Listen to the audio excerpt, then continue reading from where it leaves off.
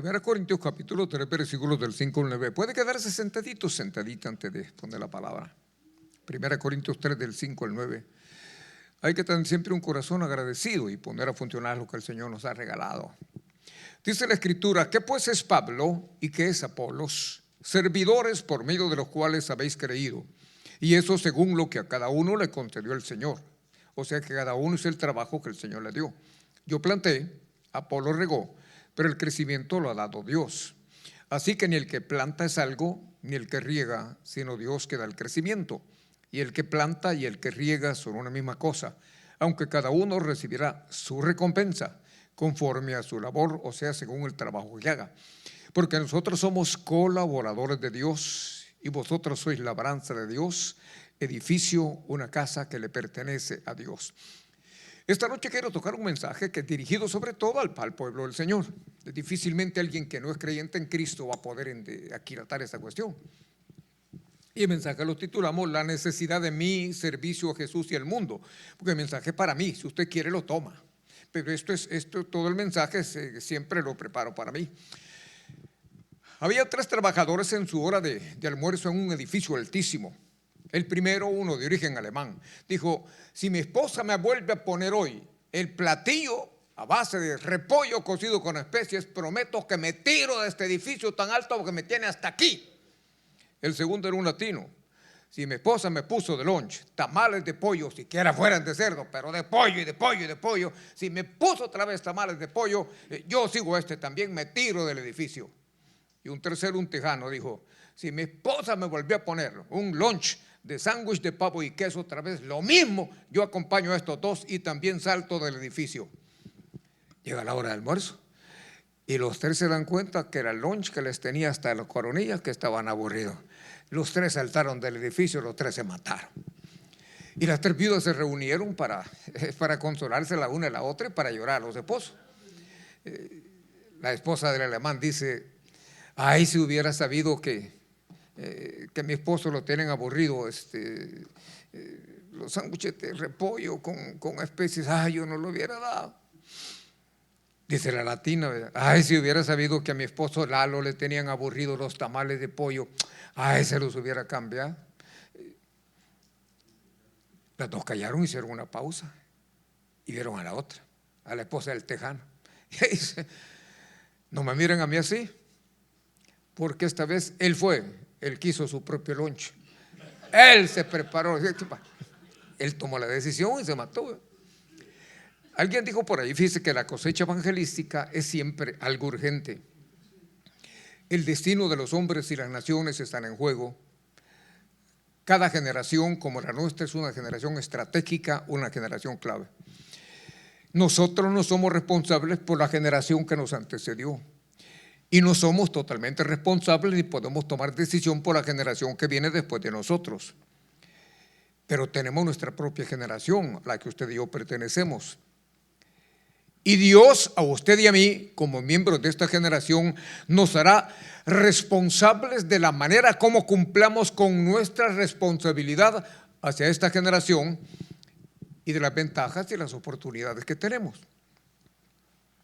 El apóstol Pablo en esta porción de la Escritura menciona 4 factores importantes en el trabajo y el ministerio de la iglesia.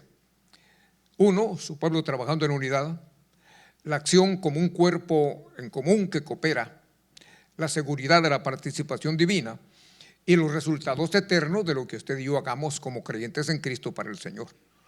Y hoy quiero entregarle la necesidad de servir al Señor Jesús y al mundo. Los creyentes en Cristo comprende o encierra 4 factores. 1, el factor nosotros, porque el apóstol Pablo dice: nosotros somos colaboradores de Dios. ¿Y quién es nosotros? Somos la iglesia, ¿verdad? ¿Y a qué se refiere Pablo cuando menciona esta cuestión de la iglesia? Hoy quiero tocarle algunos puntitos aprovechando el mensaje. Hay 2 iglesias, y lo hemos mencionado, pero muchísimas veces en el pasado. La iglesia visible, que es la local y la mundial, y la iglesia invisible. Le voy a explicar esto. Muchísimos en la iglesia visible, como lo que estamos acá, no son cristianos realmente. Asisten a los cultos, cantan, levantan manos, gozan, pero nunca han permitido que Jesús tome el control de sus vidas. Jesús no vive como un ser activo dentro del corazón de ellos. Estas personas no obedecen a Jesús. Estas personas no buscan agradar a Jesús. Vienen, son fieles, pero no son creyentes en Cristo. La iglesia real es el cuerpo invisible de Jesús, que es formado por todos los salvos, por los nacidos del Espíritu Santo y los que hemos sido adoptados en la familia de Dios. Y va a encontrar usted porque esto que le estoy poniendo al principio es sumamente vital, interesante, importante que lo entienda y que al final tome una decisión. Los cristianos reales, auténticos, dice la Biblia, somos herederos de Dios. Vamos a tener herencia conjunta con Jesús. Porque los cristianos somos todos, los creyentes en Cristo, y todos formamos el cuerpo de Jesús.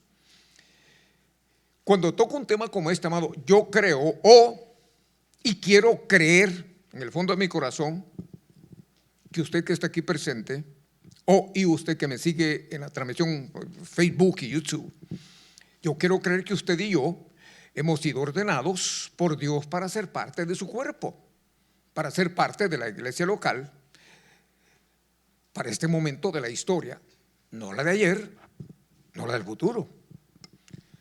Y quiero reiterar algo esta noche.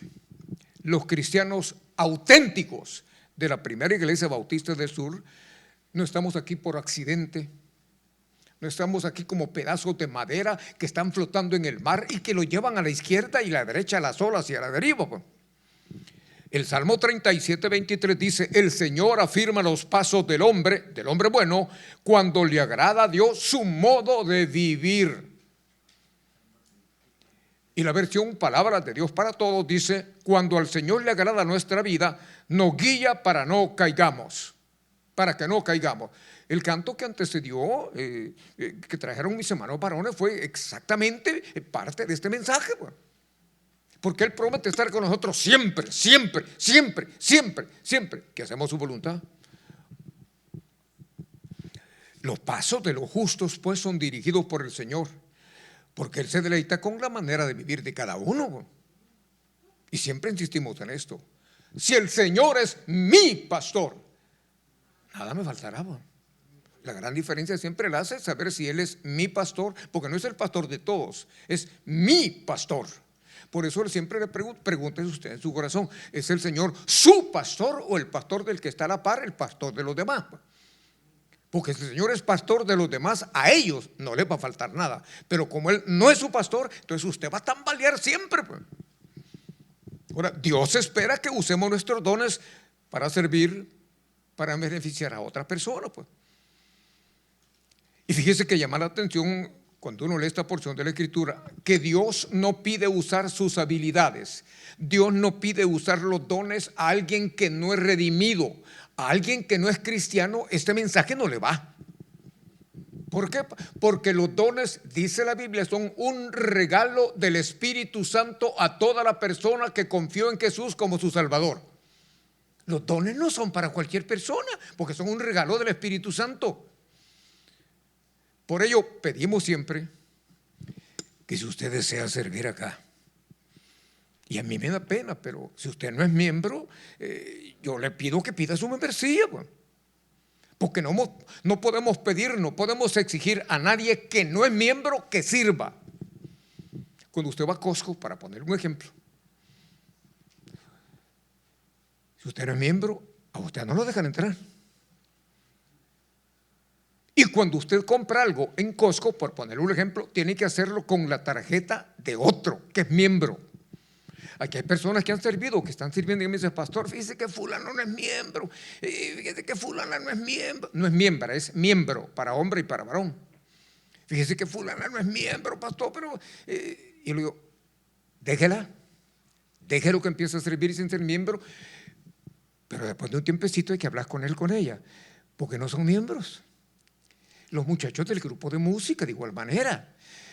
Con dolor en mi corazón he pedido a los encargados de la música: déjenlos ensayar para que la música, si ese es su don, se les meta en su corazón. Pero si no se bautizan, No pueden servir porque no son miembros. Por eso la Biblia dice que los dones no se le dan a cualquier persona, sino a todos los que hemos depositado nuestra fe en Jesús como el Salvador de nuestras almas y como el Señor de nuestras vidas. Pues. Entonces, si usted no es miembro, ¿por qué no pide su membresía? Pues? ¿Qué cuesta? Pues? Aquí hay una pregunta a considerar usted y yo. Pregúntese usted, ¿soy yo una parte del cuerpo de Cristo? Si soy, ¿estoy funcionando? ¿Estoy trabajando? ¿Estoy haciendo algo? ¿O he permanecido sentado durante toda mi vida? Amados, es que Dios creó a cada uno con un propósito. Dios dio a cada creyente en Cristo mínimo un regalo, un don, una habilidad específica para que la ponga a funcionar en el cuerpo de Cristo. De vuelta, pregúntese, ¿soy yo una parte del cuerpo de Cristo? ¿Soy yo creyente? Y si soy, ¿estoy funcionando? ¿Estoy haciendo algo? ¿Sí o no? Dice 1 Pedro 4:10, Dios de su gran variedad de dones espirituales, porque es un Dios multiforme, no es rutinario. Les ha dado un don a cada uno de ustedes. Úsenlos bien para servirse los unos a los otros. Si usted tiene un don, una habilidad, no es para que la guarde y para que la disfrute usted, es para ponerla a funcionar, para beneficiar, para bendecir a otros. Así es esta cuestión. Yo pensaba en mis hermanos varones para poner un ejemplo. Yo siempre bromeo con ellos y con mis hermanas damas con todo respeto.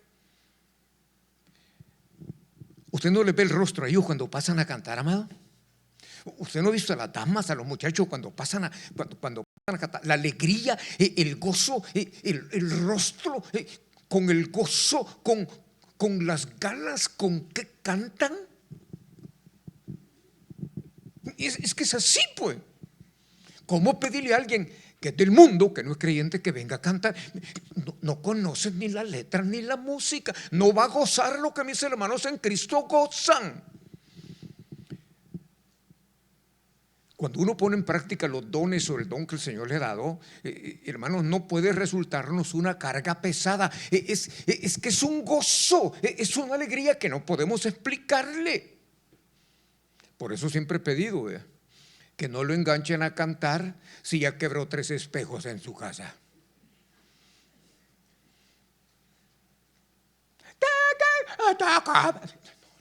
Ese no es su don. Que no me le den cuerda que va a tomar el compañerismo y la cocina si en su casa no cocina. ¿Cómo benditos lo van a llevar a la cocina?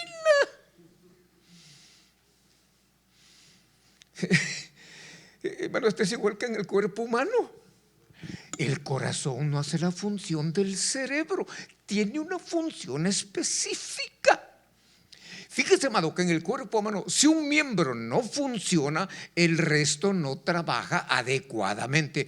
Oye, el testimonio de hermana Malene, el problema de los pulmones, el problema del cáncer, y el organismo caminando, sí, pero hoy que la declararon ya alguien fuera de la lista de las personas con cáncer, pum, pum, pum, pum, es como un carro. Cuando un carro tiene las 3, 4, 5, 8 o más bujías y todas están, el carro camina pero bonito. Tiene que funcionar bien los pulmones, el esófago, los riñones, el cerebro, aunque parece que algunos no tuviéramos cerebro, fíjese. Yo me acuerdo que un compañero de la radio le decían, entre el cerebro de este y de Einstein, ¿quién creen ustedes que ganaría? No, es que se lo usó demasiado, pues. Y el de fulano, el de este como nunca lo usa, lo tiene nuevecito. Vuelta, ¿verdad? Muchos hemos descubierto lo que podemos hacer para, por, en y con el Señor, pero no queremos usarlo. Ese es el gran problema nuestro. Fíjense que hay un hombre visitó al pastor en su oficina porque quería hablar sobre esta cuestión de la membresía, porque el simple hecho de venir consistentemente a los cultos Eso no lo hace miembro de la congregación. Miembros es cuando usted cree en su corazón a Jesús como su Salvador, y cuando se bautiza lo hace miembro de la iglesia. O cuando viene de otra denominación y pide su membresía, que ahí se la aceptan, pues. Entonces el hombre había visto y oído esta cuestión de la membresía, y fue con el pastor. Le dijo: mire, pastor, yo quiero ser miembro de esta iglesia, pero le voy a advertir algo. Yo quiero ser miembro, pero yo no voy a involucrarme en nada. Pero yo creo que es importante tener una membresía religiosa. Dice el pastor: mire, entonces esta iglesia no es la iglesia que usted espera. Pero ¿sabe qué? Yo conozco un lugar donde usted cabe, pero a la perfección. De verdad, sí. Le dio la dirección, le dio el número de teléfono. Y el domingo tempranito el hombre salió buscando la dirección que le habían dado, buscando esa iglesia. Llegó y vio un predio vacío, y adentro del predio un edificio que se estaba cayendo, el techo derrumbado, las ventanas rotas, las puertas cerradas y las hierbas creciendo sobre las puertas y las ventanas del edificio. Esto no puede ser, digo. Llamó al pastor y le dijo: mire, pastor, me dio la dirección equivocada. Lo que he encontrado es un edificio derrumbándose, con hierba por todos lados, las puertas cerradas, las ventanas semiquebradas. Él dijo: sí, le dijo, esa es la dirección correcta. ¿Seguro? Sí, le dijo, porque esa iglesia que se está derrumbando tiene una membresía de personas que no quieren involucrarse en nada, que no quieren hacer nada. Gente que no quiere compromiso de nada. Gente que no asiste a cultos. Gente que no ofrenda. Gente que no diezma. Gente que no sirve. Gente que no ayuda. Esa es la iglesia que usted necesita. ¿Sabe, amado? Que eso sucede en una iglesia donde a los miembros no les interesa nada de lo que pasa, pues. Perdóname lo que voy a decirle. Yo espero que ese no sea su caso, ¿vea? Pero es que hubiera alguien que no aporta nada y simplemente cambia de iglesia a iglesia, a iglesia, a iglesia, a iglesia, solo para recibir. Esta no es la iglesia a la que usted debe pertenecer. Seamos claros y honestos en esta cuestión. Intentamos esto. ¿Por qué todo esto? Hermanos, es que Dios no quiere que nosotros limitemos a participar de su plan solamente de salvación. Dios quiere que también participemos de su plan de servicio. ¿Es así la cuestión? ¿Sabe por qué caminan las iglesias, hermano? Porque hay gente que sirve, hay gente que ofrenda, hay gente que diezma, hay gente que asiste, pues.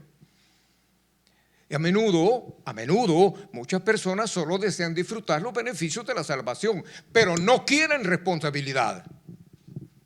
Todo cristiano salvo tiene la obligación de ser un servidor, porque por agradecimiento a Jesús.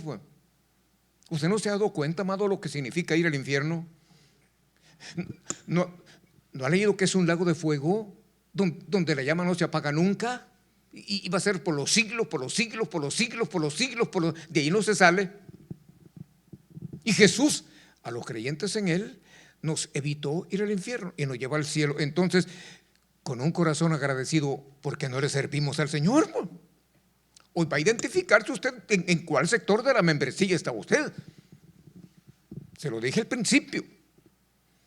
Todos los dones son necesarios, pero ninguno es mejor que otro. Todo creyente en Cristo tiene por lo menos un don, mínimo uno. Tiene que haberlo descubierto, pues. El apóstol Pablo en 1 Corintios 12 habla de los miembros del cuerpo de Cristo en una analogía con los miembros del cuerpo humano, pues. Todas las partes son igualmente necesarias y nadie debe pensar que es más importante que el otro, porque, hermanos, si yo hubiera pensado en determinado momento que mi don, que es el de enseñar, el de traer el mensaje, es más importante que los del estacionamiento, que está en la cuna, yo ya le habría pedido perdón a mi Dios, pero un montón de veces.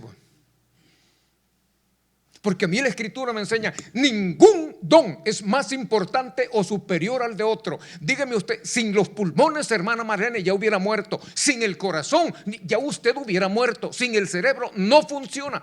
¿Se da cuenta que todos los miembros somos importantes? ¿Que nadie es más importante que el otro? Todos somos necesarios, amado. Por favor, no pensemos que nuestro don es más importante que el del otro. En el cuerpo de Cristo, todos los dones, por pequeños que sean, tienen una súper importancia. Voy a poner un ejemplo. Hay un hombre que se llamaba Antonio. Tenía una voz chillona. Él quería ser cantante y la voz no le daba. Altísima. Y él quería ser miembro de un cuerpo, de un grupo de música. Y le dijeron que no, porque no calificaba. Y él aceptó que no era la voz su don. Tomó clases de violín porque él quería meterse en el mundo de la música. Tomó clases de violín. Compró un violín y en la casa los vecinos llamaron a la policía. Usted casi se lo llevan preso. Y los padres le dijeron: papayito, tampoco esto. Pero él anhelaba, deseaba ser parte del mundo de la música. Sus amigos se burlaban de él. Óigame esto, años después Antonio se convirtió en un aprendiz de fabricante de violines y se dio cuenta que sus manos tenían una habilidad extraordinaria para tallar madera de instrumentos de música. Y lo tomó con pasatiempo. Luego pidió si le daba al hombre permiso de ser un operario a medio tiempo y le dijeron que sí. Luego eso se convirtió en su trabajo. Óigame esto. Y con paciencia siguió tallando madera y empezó a confeccionar, a fabricar violines. Cuando Antonio murió, óigame esto, dejó 1,500 violines. Y cada violín hasta hoy tiene una inscripción que dice: hecho por Antonio Stradivarius. Métase a internet si no sabe quién es. Averigüe Stradivarius. ¿Sabe quién es? Es un artesano italiano, famosísimo por la fabricación, la confección de los violines más finos, más hermosos, mejores y más caros del mundo. ¿Sabe que estos violines hasta hoy son los más buscados en el mundo? ¿Sabe cuánto cuesta mínimo cada violín? Óigame esto, $100,000 cada uno. Uno de ellos, el que han catalogado los entendidos de la música como el mejor, de Stradivarius, se vendió por más de $15 millones en el 2011. Hermano, ¿me entienden lo que quiero dejar en su corazón esta noche? Antonio no podía cantar. Antonio no podía predicar. Antonio no podía tocar un instrumento. Antonio no podía cocinar. Antonio Stradivarius, el genio de los violines en el mundo, gozó de la habilidad, del don que Dios le dio de tener unas manos habilidosas, finísimas para tallar madera. Sus violines hasta hoy siguen regalando música hermosa en el mundo entero. Fíjese, amado, que si cada uno respeta, si cada uno aprecia, si cada uno anima a otros a usar el don que Dios le dio, habría una unidad hermosísima y no divisiones en el cuerpo de Cristo. Me atrevo a decir que a mis hermanos en Cristo varones, que a mis hermanas damas y los que pasan a traer alabanzas acá, ya se los acabaron más de una vez, porque somos así. Nunca vemos nada positivo en lo que otras personas hacen y no participamos, pero somos buenos para la tijera. Voy a decir algo. ¿Sabe qué pasa? Que usted tiene mínimo un don y usted y yo vamos a tener que darle cuentas a Dios de lo que hemos hecho o de lo que no hemos hecho con ese don. A todo cristiano se le pedirá cuentas de la manera como usó los dones que Dios le dio. Por eso le hemos preguntado, por eso hemos tenido cursillos, por eso seguimos teniendo enseñanzas. Tiene que descubrir el don o los dones, las habilidades que Dios le dio para la gloria de Él. Porque todos tenemos. Si algo seguro, Cristo nos salvó a todos para testificar de Él y para seguir poniendo en práctica los dones, las habilidades que Él nos dio. Solo le voy a leer Romanos 12, 6, 8. Pero Dios, en su generoso amor, Fíjese, le ha dado a cada uno, y la palabra es plural, dones, habilidades diferentes. Si uno tiene el don de la profecía, que lo use de acuerdo con la fe que tiene. El mío sería el don de profecía en la actualidad. Él pone la palabra en práctica. El que recibió el don de servir, que se dedique a servir. El que recibió el don de enseñar, que se dedique a enseñar. El que recibió el don de animar a otros, que se dedique a animarlos. El que recibe el don de dar, hágalo con sincero deseo de ayudar, con liberalidad. ¿Sabe que aquí hay gente que es pero tremendamente desprendida? Si yo le diera nombres, aquí hay gente que da el diezmo y sobre el diezmo da la ofrenda para los misioneros y las iglesias en el exterior. Sin problema. Es un don. El que recibe el don de dirigir, de líder, servidor, hágalo lo mejor posible. El que recibe el don de ser compasivo con otros, hágalo con alegría. Todos los dones que Dios nos dio tienen que ser puestos en práctica con alegría. Yo sueno grueso, pero ya le he explicado, así soy yo, así es mi estilo de predicar. Pero esto no es nada contra nadie en particular. Así he sido, pues. Y si usted tiene un don, no lo entierre. Por eso lo leí al principio en Mateo 25, de 14 al 30. Jesús ilustra con la parábola de los talentos que a cada servidor se le da una recompensa por el uso de su don. Y aparece el siervo que enterró el talento, el don que Dios le dio. Se lo voy a releer sobre esta parte. Respondiendo su señor le dijo: es duro, Dios, siervo malo y negligente. Sabías que ciego donde no sembré y que recojo donde no esparcí. Por tanto debías haber dado mi dinero a los banqueros, y al venir yo hubiera recibido lo que es mío con los intereses. Quitadle pues el talento y dadlo al que tiene 10 talentos, porque al que tiene le será dado y tendrá más, y al que no tiene, aún lo que tiene le será quitado. Y el siervo inútil, echadle en las tinieblas de afuera, ahí será el lloro y el crujir de dientes. Yo pensaba en esta cuestión, lo hemos explicado cuando hemos traído mensaje de otro ángulo sobre esta porción de la Escritura. Hermano, fue echado al lugar de condenación eterna por el simple hecho de que no usó su talento. ¡No! Atemos cabos. ¿Sabe por qué? Porque un incrédulo, alguien que rechaza a Jesús, no tiene nada que ofrecerle a Jesús. Él no tiene el talento, el don que el Espíritu Santo da. Por lo tanto, ¿qué le va a ofrecer? Pues un salvo, un creyente, sí. Por eso le dije al principio, hermanos, ¿se dan cuenta de la capital importancia de saber si somos salvos o no? Pregúntese en su corazón, ¿cuántos años tiene usted de creyente? ¿Qué ha hecho en todos estos años de servicio para Jesús y la iglesia? Hermanos, es que es difícil esto. Es difícil, es duro el tema. Por eso le pido en el nombre de Jesús, identifique su don, identifique su talento y póngalo en práctica para la iglesia, para la futura esposa del Señor. Porque a Dios le importa muchísimo que usemos los dones que Él nos dio. Esto es como los días acumulados por enfermedad. Un día de estos hablaba con alguien de la congregación con esta cuestión de los días de enfermedad. Bueno, yo aquí no he usado, sí he usado 2, 3 porciones de todos los días de enfermedad. Desde el 2005 hasta hoy es mucho. Pero yo bendigo a mi Dios por la salud que Él me ha dado. Pues. Y yo me recuerdo que en Univisión nos decía, you use them or lose them. O usa los días de enfermedad o los pierde, porque no hay manera de acumularlo. Pues. El don, si usted lo tiene, úselo. Si no, usted le va a llenar de rumbre. Y si no tiene ni un don, yo le sugiero que reciba a Jesús. Yo le pido que reciba a Jesús, porque usted tiene que tener mínimo un don para el Señor. Porque los dones son dados solo a los creyentes en Cristo. A la gente inconversa no, pues. 2, déjeme darle el factor de la importancia del trabajo en equipo.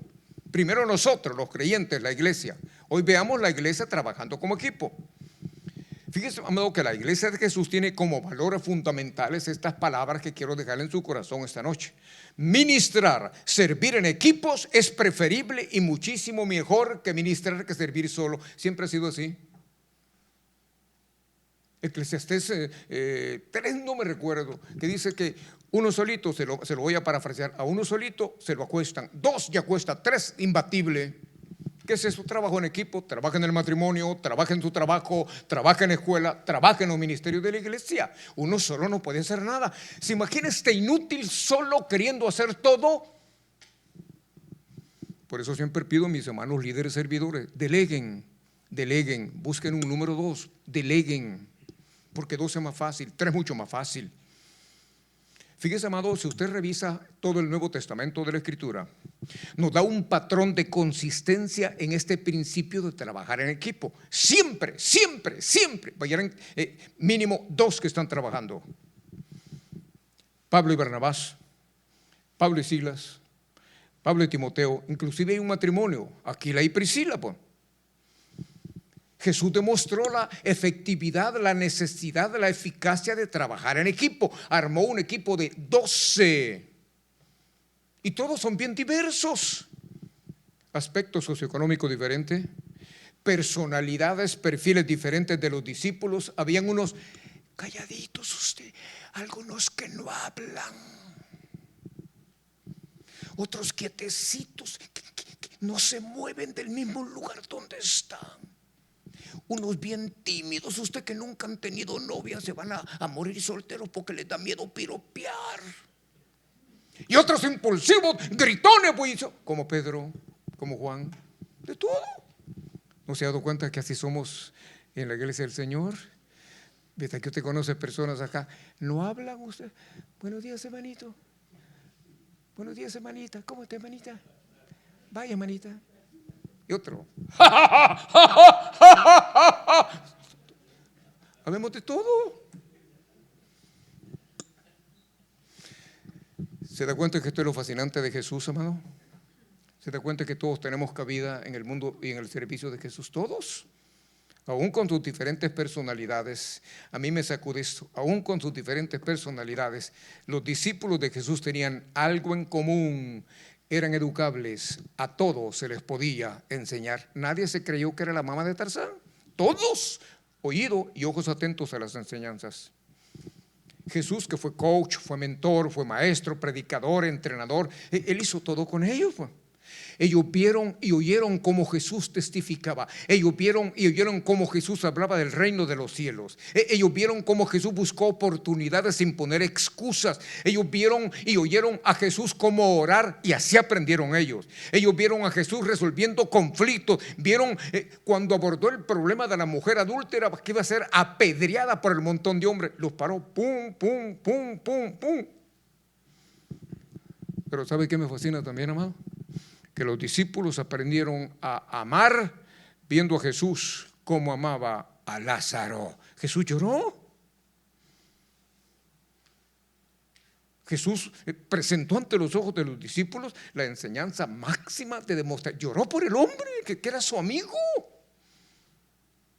Y luego el sacrificio máximo en la cruz del Calvario. Jesús enseñó con hechos que lo que Dios nos ha dado hay que ponerlo en práctica. Aquí hemos tenido gente chillando. Hoy sí, pastor, hoy sí le voy a servir al Señor. Te estoy esperando.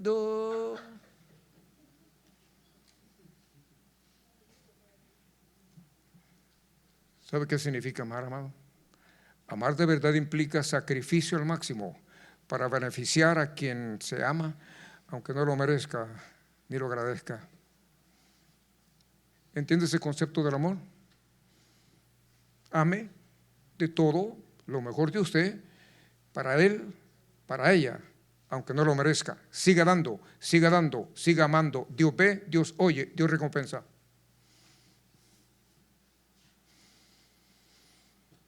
Yo sé que muchas veces, amado, es difícil lograr que la gente de una iglesia trabaje junta. Es que hay una mujercita, si hay unos hombrecitos que yo sé, yo entiendo eso. A uno de pastor le preguntan, y la gran fregada que cuando lo entrevistan a uno para un pastorado es que lo entrevistan personas que no son pastores, hombres y mujeres que nunca han pasado por un pastorado. Pero una de las preguntas, por lo menos que a mí me hicieron cuando me trajeron para acá, era que si yo había tratado con algún personal, que se había manejado personal, si había trabajado en relaciones públicas. Ese ha sido mi trabajo todo el tiempo, relaciones públicas.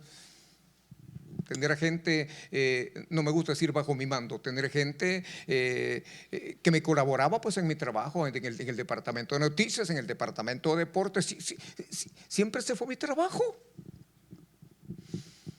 Pero en la iglesia, como hay divisiones cuando se trata, ay, nombrar a fulano o fulana para un ministerio, sí, pero es que la fulana no va a querer ir y que el fulano… ¿Sabe que en los funerales de familiares hay divisiones? Yo he estado en funerales donde un grupo de hermanos opina esto y el otro grupo opina esto. Le contesto que me ocurrió en Contra Costa. Una señora murió, tenía 5 hijos en México y 6 aquí. Los 5 de México querían que el cadáver se llevara para allá y los 6 de aquí que se quedara aquí. Y llego a predicar, me invitaron, ellos no eran creyentes, amado, y veo un grupo de hijos a un lado y lo vi todos parecidos, mire, son hermanos, sí, pastor, y pasa esto y esto y esto y esto. Ya aproveché en el mensaje, ahí sí, usted, bla, bla, bla, bla. Pero no es posible que en el funeral de la mamá los hijos estén en contra los unos de los otros. Al final oramos y al final todos recibieron a Jesús. Créamelo, cuando la gente tiene a Jesús en su corazón genuinamente, todo lo demás es más fácil, es más práctico. Me reuní con los 11 después de haber orado recibiendo a Cristo. Miren, pastor, no, ya no tenemos que alegar mucho. Dijeron los 5 de México, que se quede aquí, pastor. Aquí está la mayoría. Ellos pueden ver a mi mamá, nosotros no podemos estar viniendo para… Se acabó todo. El trabajo en equipo es más efectivo que el individual. Siempre ha sido así. Mire, a mí me duele que los animales, a usted no, que usted es más abusado que yo. A mí me duele que los animales a mí me dan un ejemplo tremendo. Por ejemplo, ¿sabe usted que los gansos pueden volar un 70% más lejos cuando vuelan unidos en formación? Oiga, le repito el dato. Cuando los gansos vuelan unidos en formación, vuelan 70% más lejos que lo que hace uno solo. Vea esto. Aquí está, pues. Hermano, los animales saben eso. Mire, si es extraordinario. El líder, vea la formación extraordinaria diseñada por Dios. Va rompiendo el viento juntos, van cantando todos apoyando al que va adelante. Si juntos es más fácil, pues. El trabajo en equipo es más efectivo. Quiero otro ejemplo. Vea este. A un caballo le resultaría mucho más difícil alar o entre comillas jalar. Fíjese, amado, que preparando el mensaje, óigame esto, me entero que un caballo solito, él solo puede alar o entre comillas jalar entre 4,000 y 4,500 libras individualmente, pero juntos, dos como equipo, óigame, jalan o remolcan 12,200 libras. ¿Verdad que mejor trabajar en equipo en la iglesia? ¿Verdad que mejor trabajar como equipo en el matrimonio? ¿Verdad que mejor trabajar como equipo en el trabajo? Hermano, la cooperación y la unidad son vitales, pues. En los deportes esto es crucialísimo.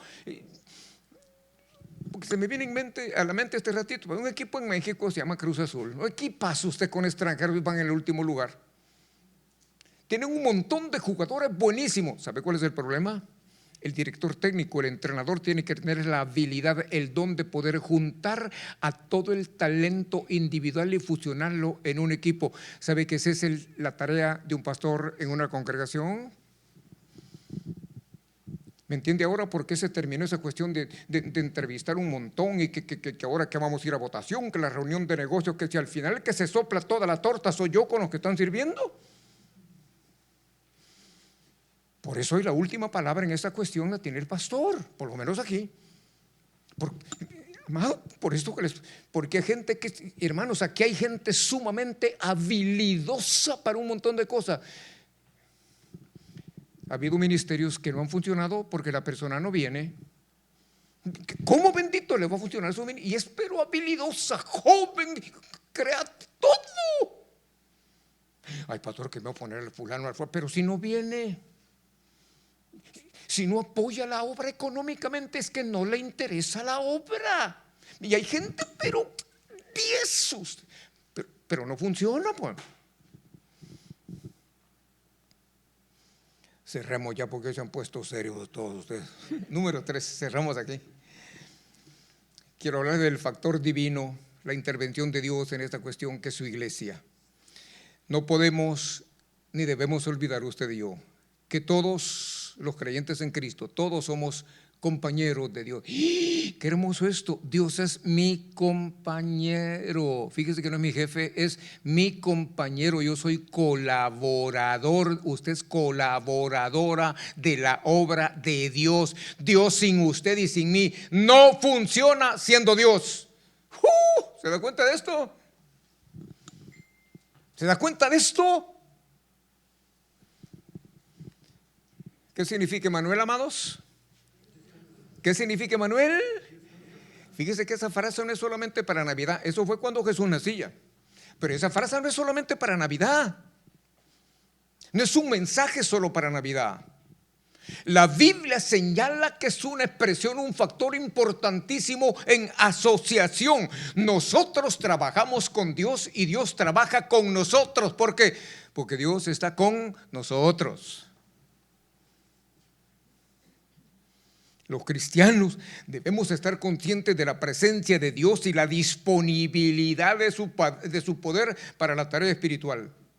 Todo lo que se trata de hacer por Jesús, para Jesús, con Jesús, en Jesús, contamos con el poder y la guía de Él.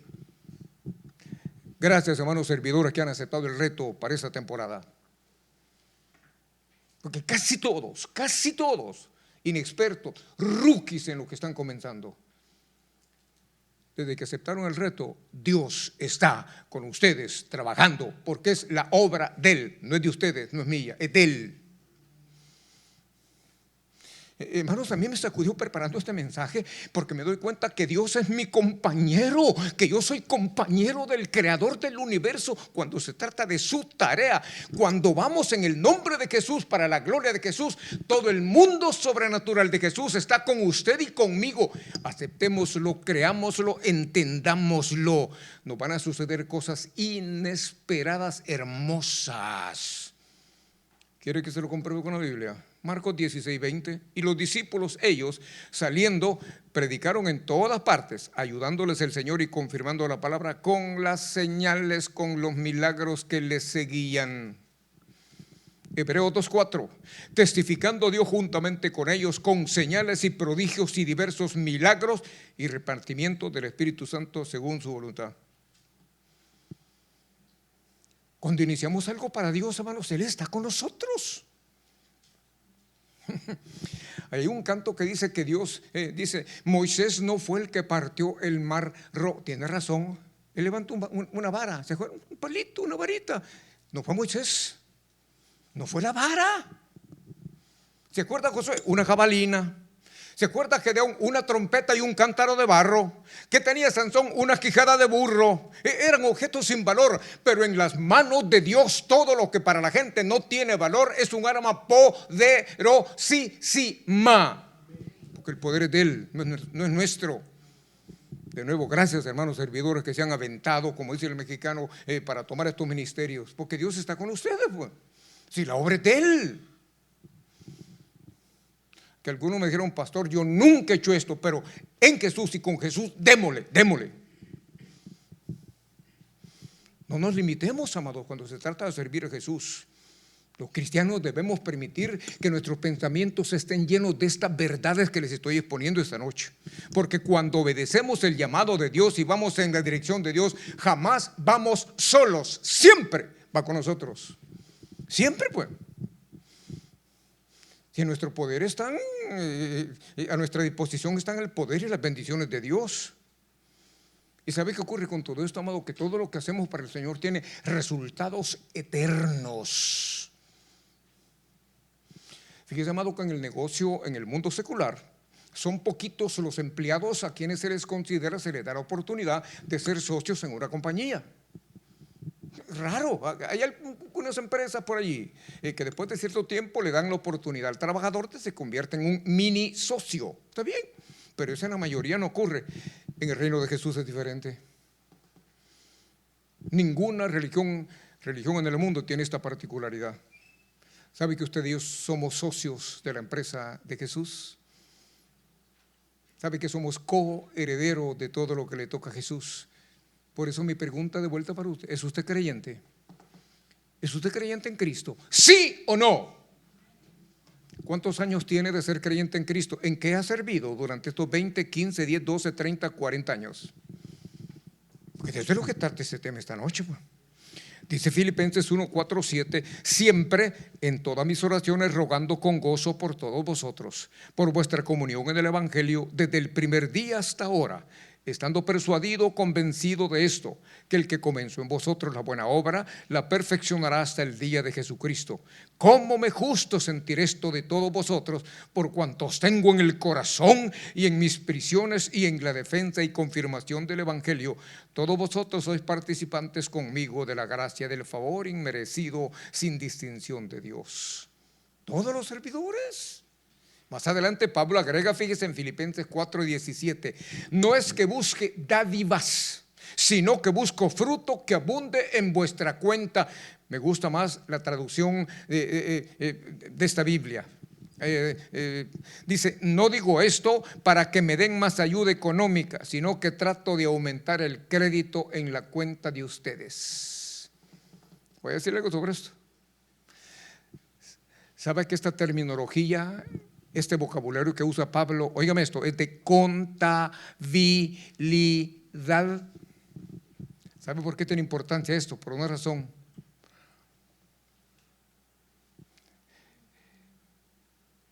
Yo no menciono mucho diezmos y ofrendas, y cuando lo hago no es por mí.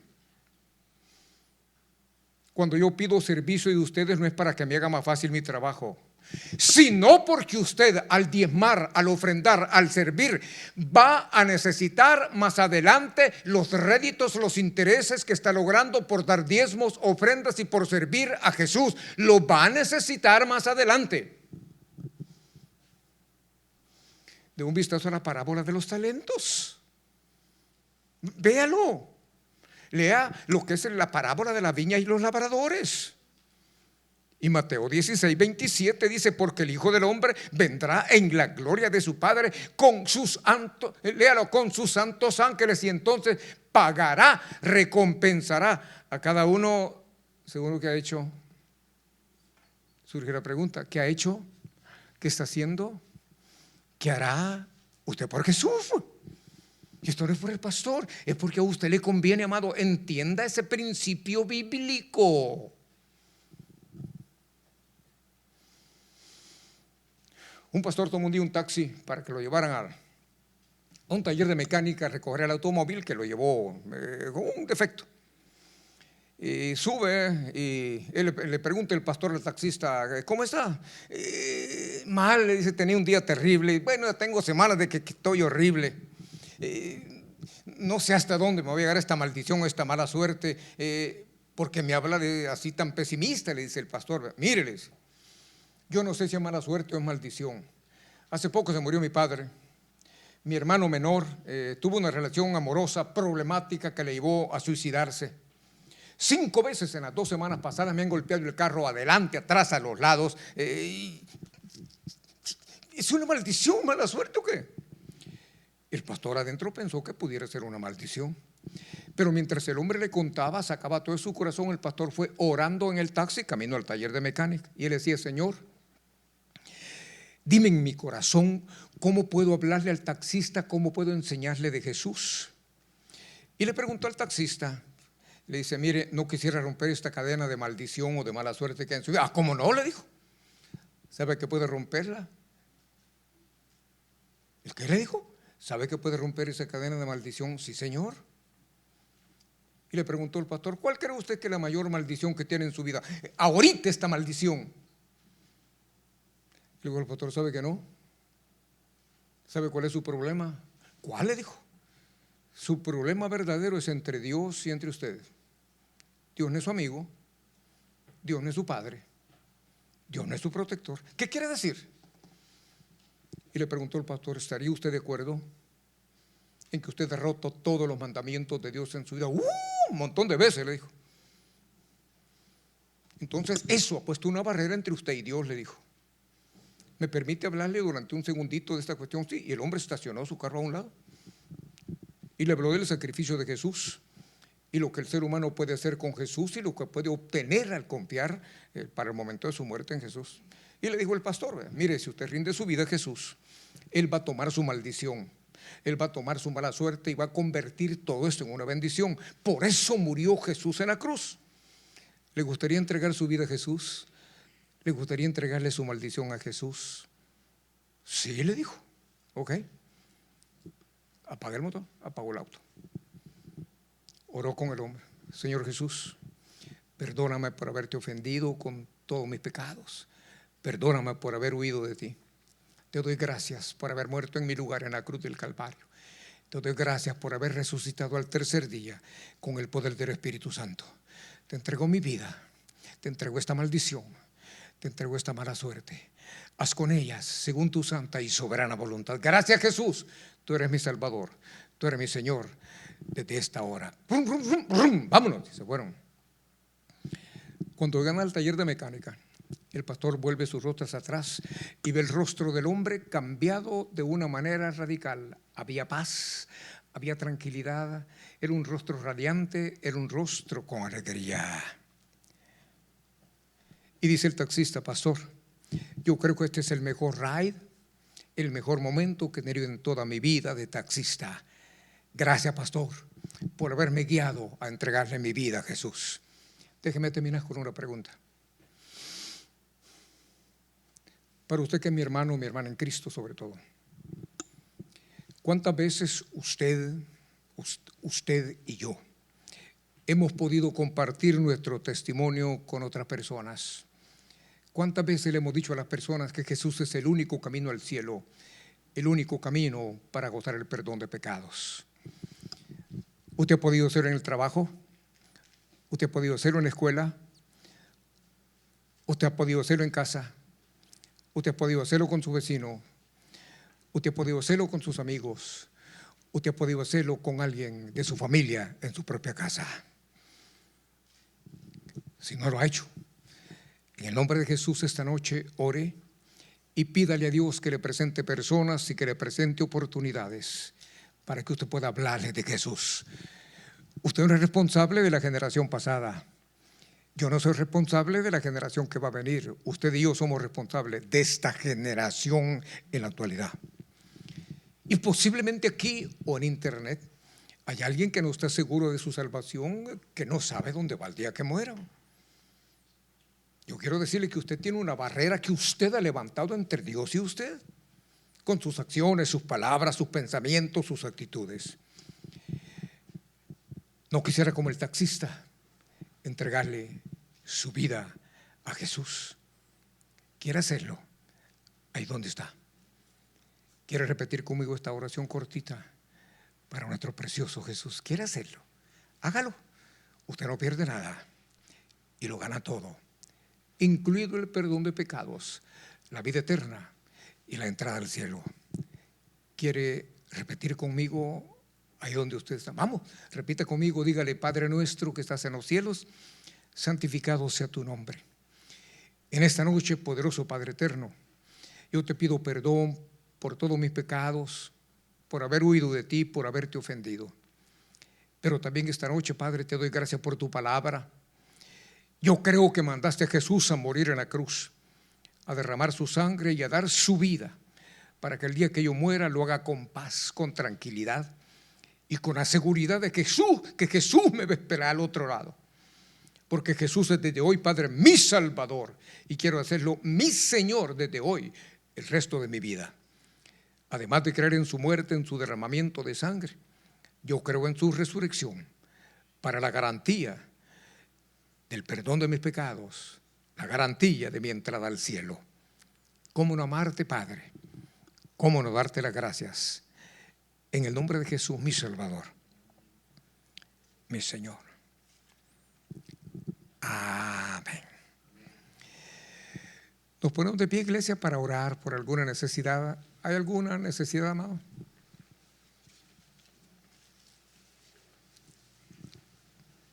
Gracias, hermano.